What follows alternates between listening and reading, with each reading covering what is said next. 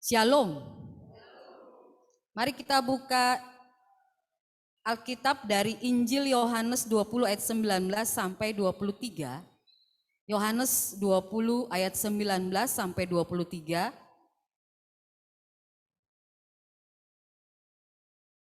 Saya mengundang Bapak Ibu baik yang ada di Zoom maupun yang ada di gereja, kita berdiri.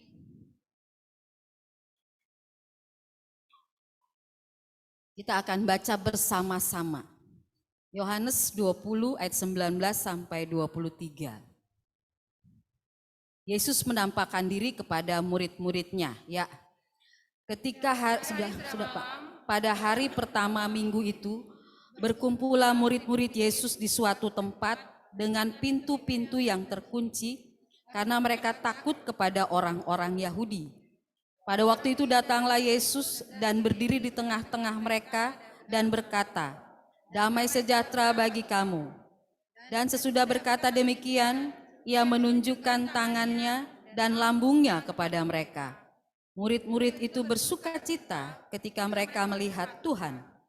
Maka kata Yesus sekali lagi, "Damai sejahtera bagi kamu. Sama seperti Bapa mengutus aku, demikian juga sekarang aku mengutus kamu." Dan sesudah berkata demikian, ia mengembusi mereka dan berkata, "Terimalah Roh Kudus. Jika kamu mengampuni dosa orang, dosanya diampuni. Dan jikalau kamu menyatakan dosa orang tetap ada, dosanya tetap ada." Demikianlah firman Tuhan, dimuliakanlah Allah Bapa, Allah Anak dan Allah Roh Kudus ketiga yang esa. Yang berbahagia ialah mereka yang mendengarkan firman Allah dan yang memeliharanya. Haleluya.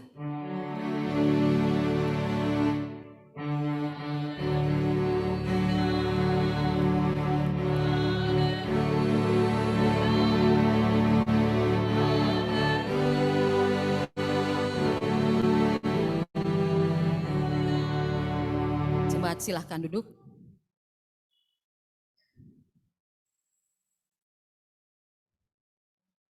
Setelah Yesus bangkit disaksikan oleh Maria Magdalena pada waktu pagi-pagi itu, maka bacaan ini bilang, ketika hari sudah malam, pada hari pertama minggu itu, berkumpullah murid-murid Yesus di suatu tempat dengan pintu-pintu yang terkunci karena mereka takut kepada orang-orang Yahudi.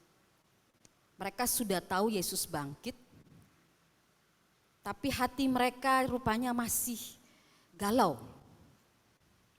Mereka ada di tempat rumah, lalu mereka mengunci pintu karena ada isu yang beredar. Isu yang sengaja dikembangkan untuk mau menyatakan bahwa enggak ada kebangkitan. Sehingga narasi atau isu yang dibuat itu, mayat Yesus itu dicuri, bukan bangkit. Dan murid-murid juga menjadi orang yang tertuduh. Seolah-olah mereka menjadi orang yang mencuri mayat Yesus. Pertama, mereka menjadi saksi ketika Yesus disiksa, ketika Yesus disalibkan. Mereka lihat semua dengan mata kepala sendiri betapa ngerinya kondisi itu. Lalu mereka juga menjadi orang yang dihitung-hitung ini pengikut-pengikut nih. Mereka juga dakdikduk karena ini pengalaman pertamanya mereka mengalami sebuah penderitaan. Penderitaan karena iman, penderitaan karena Kristus, penderitaan karena kebenaran secara bersama-sama. Makanya mereka kumpul dan ada di sebuah ruangan terkunci. Mereka bersembunyi karena takut.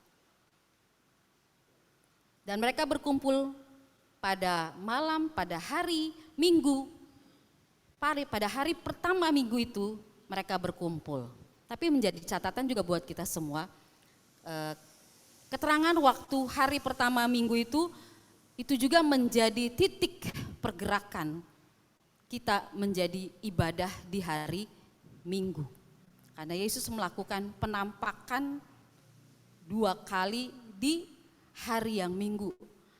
Bahkan nanti pada peristiwa Pentakosta juga digunakan juga di hari Minggu.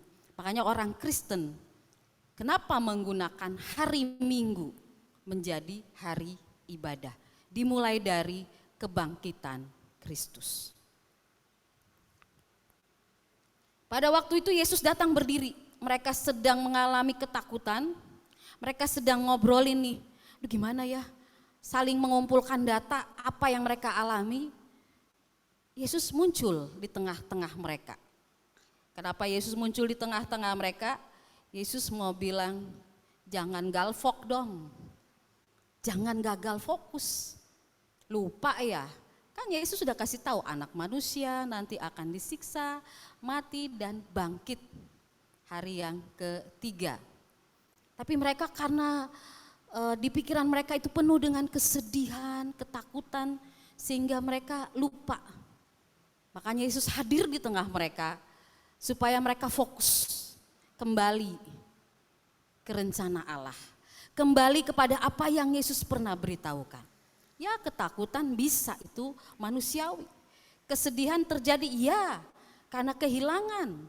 Situasi yang mengerikan itu membuat orang juga, orang Jakarta bilang ngeper kita melihat yang begitu-begitu. Bisa, tapi jangan gagal fokus. Karena Kristus sudah bangkit. Dari tadi pagi loh berita tentang kebangkitannya, tapi sampai malam masih takut juga. Yesus hadir di tengah-tengah mereka. Lalu Yesus berkata, damai sejahtera bagi kamu. Itu ciri khas Yesus ya. Damai sejahtera bagi kamu. Dia tahu bagaimana kebutuhan murid saat itu, dia tahu bagaimana sedihnya hati murid, dia tahu galaunya perasaan mereka. Mungkin mereka juga bisa saja berubah komitmen, gak mau lagi ikut Yesus karena kayak gini ya. Yesus tahu apa yang mereka sedang pikirkan dan gumulkan, maka Yesus gak banyak-banyak ngomong, dia langsung bilang datang, damai sejahtera bagimu. Boleh kita lihat orang yang di sebelah kiri kanan, kita gunakan kata yang Yesus juga pakai. Damai sejahtera bagimu. Siapa tahu kita datang lagi ngelamun ya. Ada yang duduknya di sini tapi pikirannya lagi kemana-mana gitu.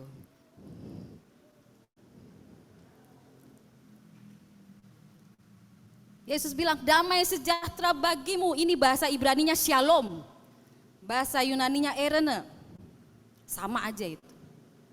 Damai sejahtera itu bukan sebuah kata yang menghipnotis kita lalu kita menjadi luluh, bukan, tapi dia kata atau kalimat, 2 kata yang mengatakan ini kuasa Allah terjadi atasmu.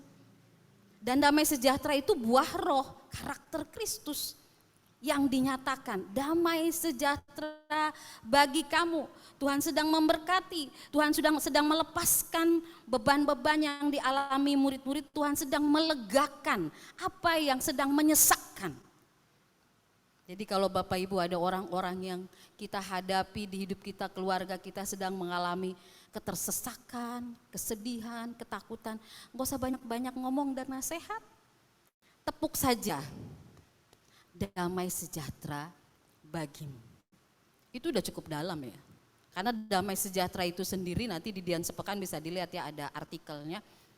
Dia bukan sebuah kata salam saja, tapi dia punya arti yang luas. Umur panjang, kesehatan, kemakmuran, hidup yang berekonsiliasi,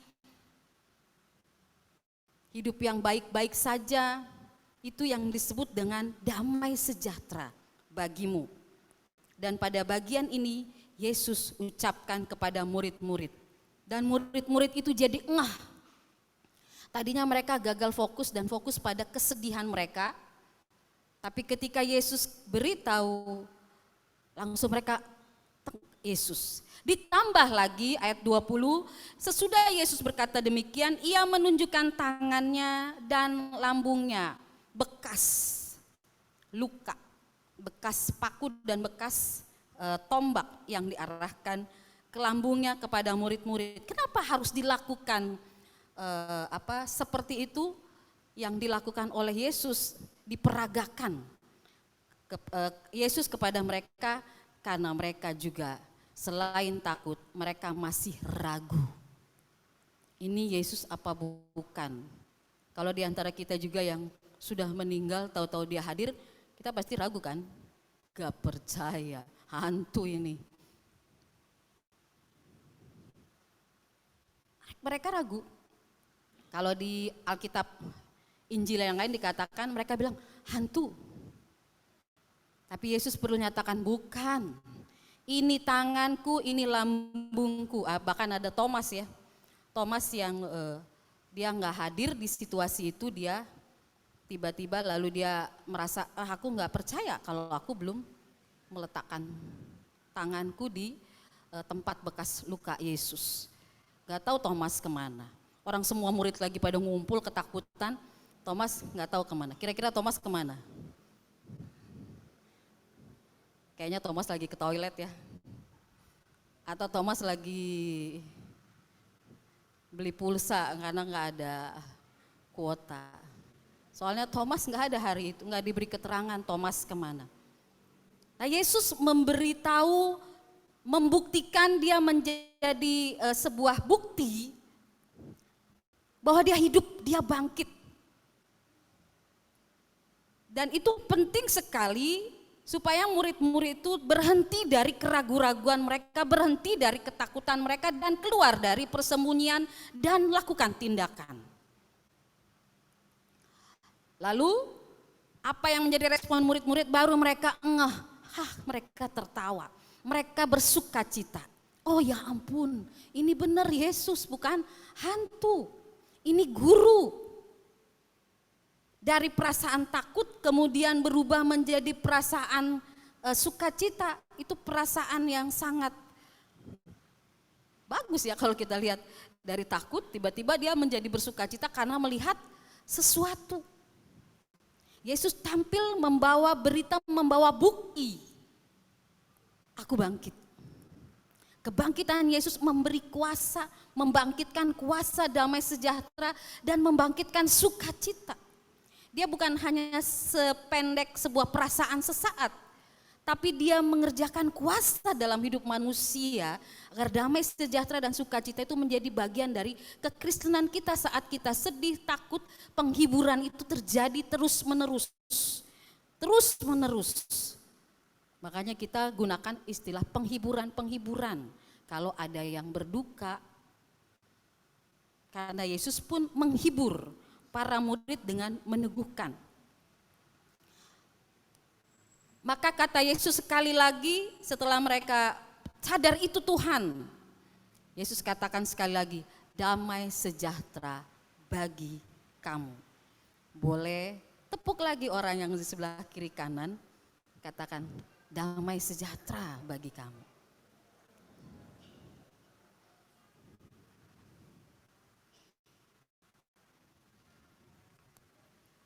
Kali ini Yesus merasa murid-murid udah aman. Perasaan mereka udah aman, mereka enggak ragu lagi. Lalu Yesus mulai mengutus mereka. Kalau kamu udah lihat Tuhan bangkit, bergerak.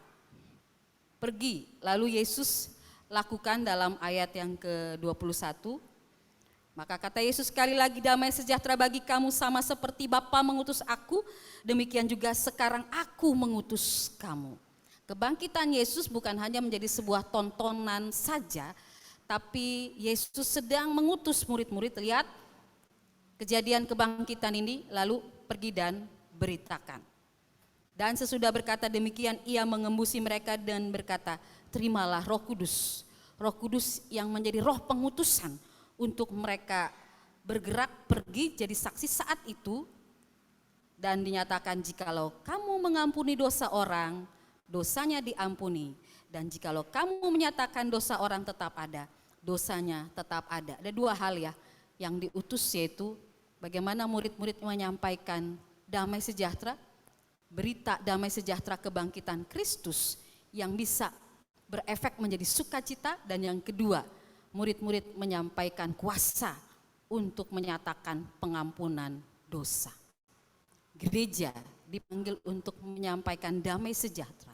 Gereja juga dipanggil untuk menyampaikan berita pengampunan dosa karena Kristus. Gereja punya kuasa, diutus untuk mengerjakan itu. Jadi orang percaya, kita pun menerima kuasa untuk mengerjakan itu. Jadi hari ini kita diajak untuk jadi duta damai sejahtera karena kuasa kebangkitan Kristus. Hidup kita menjadi orang yang dikendalikan oleh damai sejahtera Allah. Seperti tadi di nats pembimbing, di Kolose, di amanat hidup baru, di situ dikatakan, hendaklah damai sejahtera Kristus memerintah dalam hatimu, karena untuk itulah kamu telah dipanggil dan menjadi satu tubuh dan bersyukurlah. Kemudian dalam Filipi 4 ayat 7 dikatakan, damai sejahtera Allah yang melampaui segala akal akan memelihara hati dan pikiranmu dalam Kristus. Bapak Ibu Saudara yang dikasihi oleh Tuhan Yesus, damai sejahtera itu sekali lagi bukan hanya sekedar salam orang Kristen shalom kemana-mana seperti itu. Tapi damai sejahtera itu sekali lagi saya mau bilang itu buah roh, karakter Kristus yang boleh terjadi bekerja dari dalam hidup kita. Untuk mengucapkan damai sejahtera Allah, maka kita enggak hanya dipenuh di mulut, tapi hidup kita juga mengalami damai sejahtera Allah. Jangan sampai kita penuh dengan shalom di mulut, tapi kelakuan kita tidak shalom. Jangan sampai kita penuh dengan shalom di mulut, tapi perkataan-perkataan kita di luar shalom tidak shalom. Jadi mengatakan shalom itu dia bekerja dari dalam, seperti di Alkitab bilang, hendaklah damai sejahtera Kristus itu memerintah dalam hatimu. Di situ mau diterjemahkan, hendaklah damai sejahtera Kristus itu menjadi wasit dalam hidupmu. Bapak Ibu tahu wasit ya? Di sini ada Pak Indra, saya udah tanya dia wasit itu kerjanya ngapain aja. Wasit sepak bola, wasit di pertandingan. Wasit itu dia mengatur, menegakkan semua peraturan dalam pertandingan itu. Wasit itu mengendalikan jalannya pertandingan.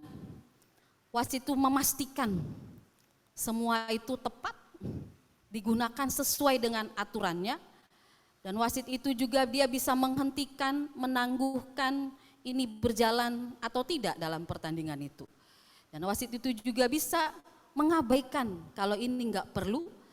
Dan juga wasit itu juga dia mencatat, mengukur, dan bisa juga menindaklanjuti jika ada sebuah kesalahan.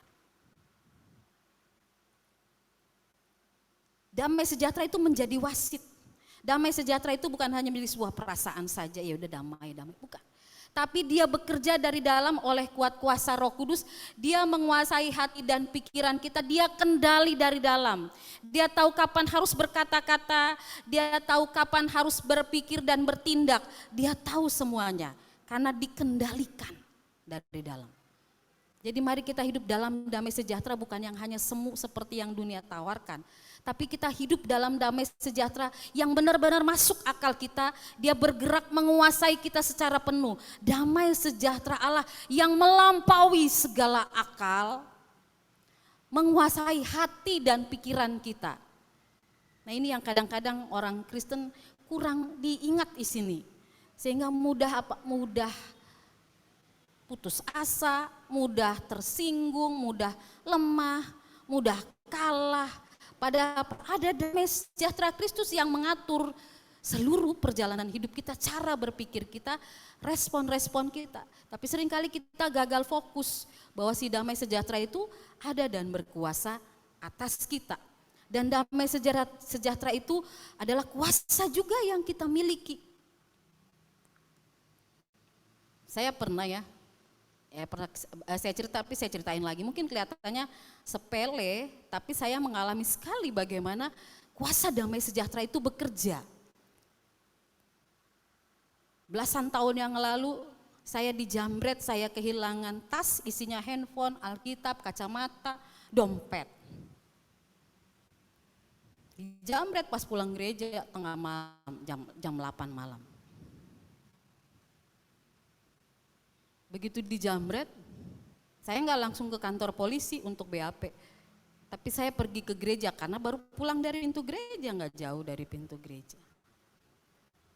Terus saya berdoa di gereja, saya bilang, Tuhan, saya tahu ini semua terjadi dalam perhatian-Mu. Artinya waktu dijamret Tuhan tahu, bukan Tuhan nggak tahu. Tuhan tahu semua.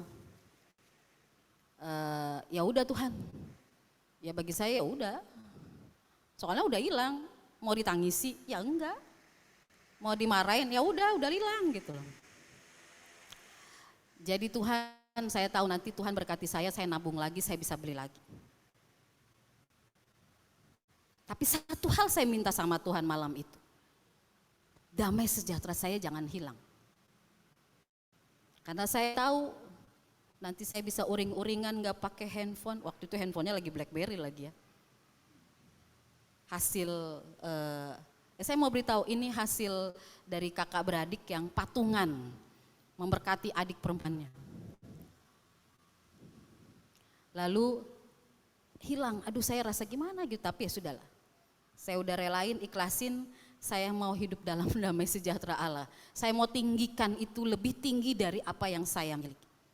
Karena saya harus tidur, saya harus makan, saya harus minum, saya harus pelayanan, saya harus berkhotbah dan doakan orang. Bagaimana mungkin saya doain orang tapi pikiran saya masih galau karena barang yang hilang, nggak cocok bagi saya seperti itu.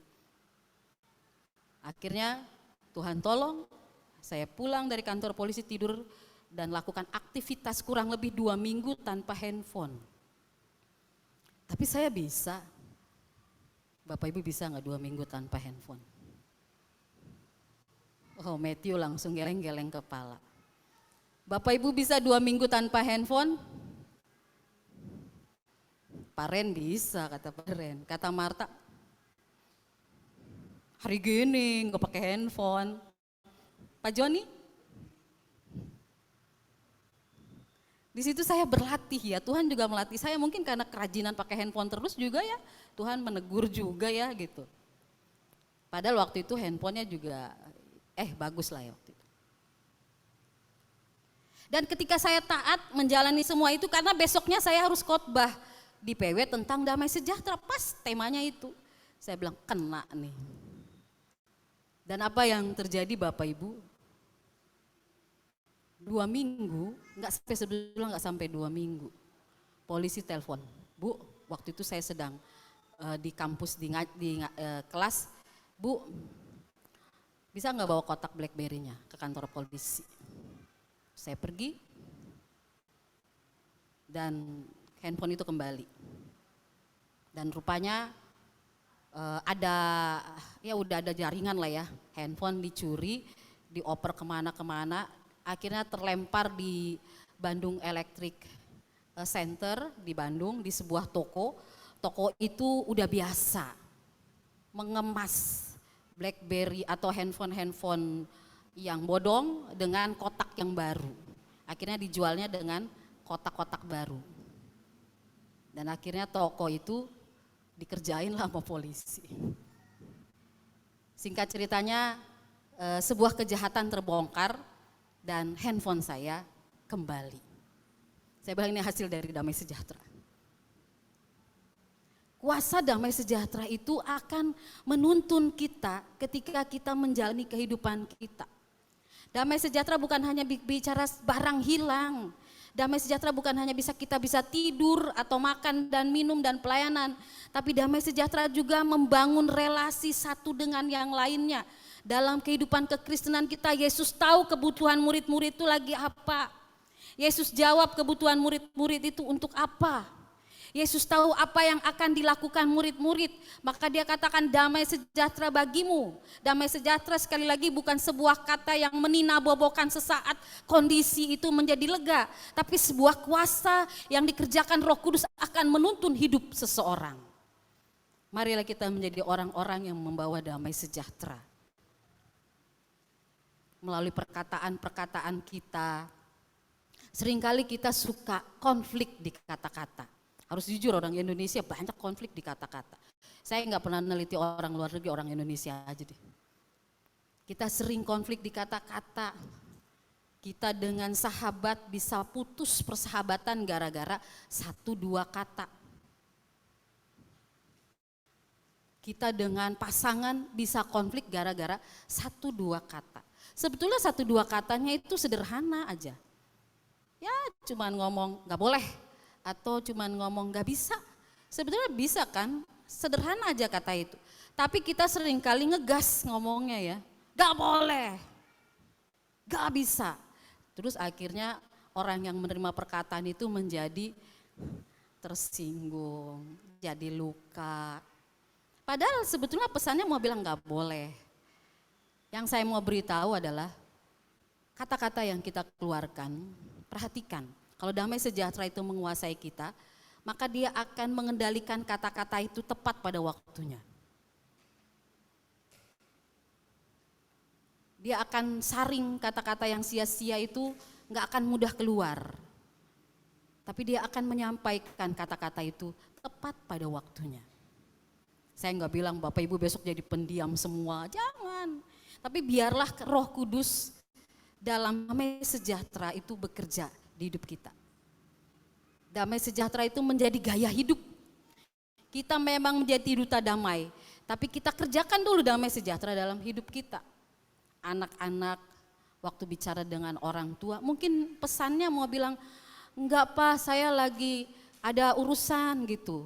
Tapi kan itu lebih bagus daripada bicaranya dengan ngegas. Pesannya sih sebetulnya sama, tapi ngegasnya ini loh.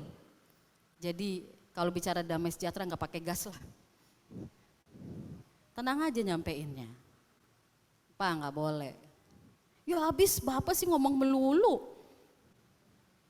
Mama sih ngomong melulu, ya udah sayanya jadi emosi. Wah, itu jadi alasan ya, padahal bukan soal orang luar, tapi soal respon kita yang mengendalikan. Jadi mari Bapak Ibu, kita minimalkan konflik-konflik kita hanya gara-gara ya ngegas, kasar, kata-kata. Masih banyak hal yang lain loh yang perlu kita fokuskan, yang perlu kita pikirkan di hidup kita kalau kita cuma habis waktu dengan soal-soal seperti itu. Karena di dalam diri kita ada kuasa damai sejahtera yang perlu dibagikan ke orang lain. Kuasa damai sejahtera yang perlu disampaikan kepada orang-orang lain. Bapak Ibu bisa sampaikan itu kepada orang banyak. Ada orang yang terluka, ada orang yang sakit, ada orang yang beban berat, ada orang yang putus asa, ada orang-orang yang hilang masa depannya. Mereka butuh sebuah tepukan tangan di bahu mereka, damai sejahtera bagi kamu. Mereka butuh sebuah penguatan, mereka butuh sebuah motivasi, damai sejahtera bagi kamu. Tapi berapa banyak hidup kita mendatangkan damai sejahtera bagi orang lain, jangan-jangan bukan damai sejahtera, tapi sebaliknya sandungan. Coba hitung-hitung hidup kita. Kita lebih banyak bikin damai sejahtera apa sandungan? Dan mungkin kita merasa orang yang paling malang di dunia. Kita merasa playing victim, kita merasa damai sejahtera hilang, ya jangan gitu juga. Jangan mudah tersinggung juga, jangan mudah terluka juga. Kuatkan mental kita, makin hari kita makin bertumbuh, jangan sedikit-sedikit gara-gara dia, gara-gara dia. Kita juga semua sedang dibentuk, dilatih untuk hidup dalam damai sejahtera Allah. Anak-anak kalau ada yang pernah marah sama bapaknya, kesal sama mamanya, dan mengucapkan kata-kata yang tidak mendatangkan damai sejahtera, hari ini minta ampun. Secara dewasa engkau beritahu bapamu, mamam, maaf Pak, saya salah, saya enggak jadi alat damai sejahtera. Orang tua juga kepada anak-anak atau pasangan, kalau ada pernah kita, ya pasti ada lah, gak mungkin gak ada rumah tangga, kita semua juga orang yang tidak sempurna. Tapi kalau kita pernah ada di bagian-bagian yang dimana kita menjadi sandungan dan tidak damai sejahtera, ya selesaikan supaya damai sejahtera itu terus-menerus terjadi dalam hidup kita. Supaya keluarga kita itu juga menjadi alat damai sejahtera Tuhan. Kita menjadi alat damai sejahtera dari dalam kehidupan keluarga kita. Dan ketika damai sejahtera terjadi, di situ dikatakan berespon sukacita. Orang dilegakan. Melihat Tuhan dari peristiwa itu. Kita latihan. Saya juga nggak sempurna, tapi kita sama-sama latihan. Bagaimana kita menjadi alat damai sejahtera Allah dimanapun kita berada. Kepada siapapun kita. Mulai kita mengerjakannya. Sehingga nyata kuasa damai sejahtera kebangkitan Kristus yang Kristus katakan kepada murid-murid itu juga terjadi atas hidup kita. Mungkin kita juga hidup dalam persembunyian-persembunyian seperti murid-murid takut terhadap sesuatu. Kita sedang bergumul terhadap sesuatu. Kita berada pada penjara-penjara hidup kita yang membuat kita tidak bisa melangkah lebih jauh. Kita butuh damai sejahtera Allah. Hanya Yesus jawaban dan Dia menolong kita. Kuasa kebangkitan Kristus bukan hanya terjadi pada murid-murid, tapi Dia juga membuka murid-murid. Nanti setelah itu, murid-murid yang tadinya sembunyi di sebuah rumah, begitu mereka menerima berita kelepasan, damai sejahtera, dan mereka diutus, mereka udah berkeliaran di kota Yerusalem. Mereka udah sibuk sampaikan berita damai sejahtera. Jadi jangan terus bersembunyi karena Anda sedang dipakai Tuhan menjadi alat damai sejahtera untuk sampaikan keliling. Jangan hanya bersembunyi, artinya jangan hanya kita dan masalah kita saja. Tapi selesaikan masalah-masalah kita karena Anda dipakai untuk menjadi alat damai sejahtera Tuhan. Kristus sudah bangkit dan Kristus mau kita menjadi alat damai sejahtera dan gereja juga menjadi alat damai sejahtera Tuhan. Boleh kita ambil waktu berdoa, kita bereskan. Kalau kita ingatlah yang paling tahu diri kita ya kita dan Tuhan.